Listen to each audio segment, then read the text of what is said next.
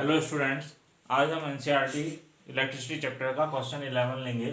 So how you would connect 3 resistors each of 6 ohm so that the combination has a resistance of 9 ohm and second case 4 ओम।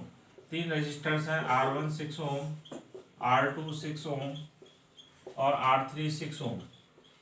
इन तीनों को कैसे connect करें कि इनका resistance जो है 9 ओम हो। तो देखिए, अगर हम R1 को ऐसे लेते हैं और R2 को ऐसे लेते हैं और R3 को ऐसे लेते हैं, तो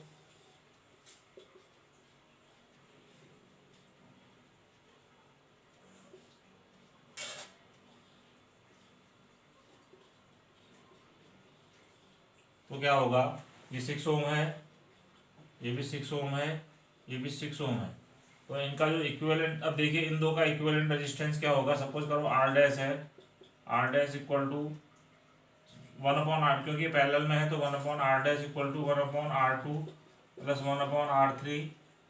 तो 1/R dash equal to 1/6 plus 1/6, that is 2/6। So 1/R dash is 1/3, 1/3. So R dash is 3 ohm. अब R1 और R3, R1 और R dash, ये इस पूरे का जो रेजिस्टेंस है वो R dash है, वो 3 ohm है। Now R1 and R dash are in parallel series. So R1 plus R dash, that is 6 ohm plus 3 ohm equal to 9 ohm.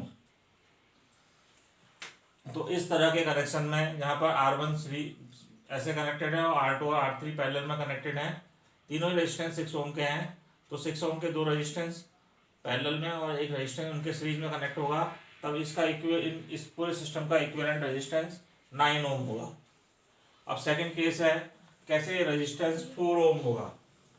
तो देखिए,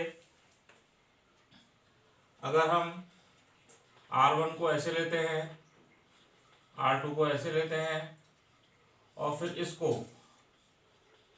R3 के साथ पैरेलल में कनेक्ट करते हैं, तो तब देखिए, सपोज करो R1 और R2 का equivalent resistance R double dash है, R1 प्लस R2, ये दोनों ही 6, ये सब 6 ओम है।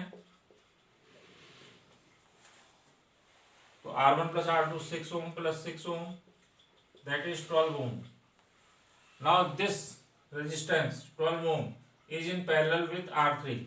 So 1/R जो इक्विवेलेंट रेजिस्टेंस है वो होगा 1/R double dash plus 1/R3। Now that is 1/12 plus 1/6, 12 LCM, 6 2 12, that is 3/12. So 1/R is 3/12 equal to 1/4. So R is 4 Om.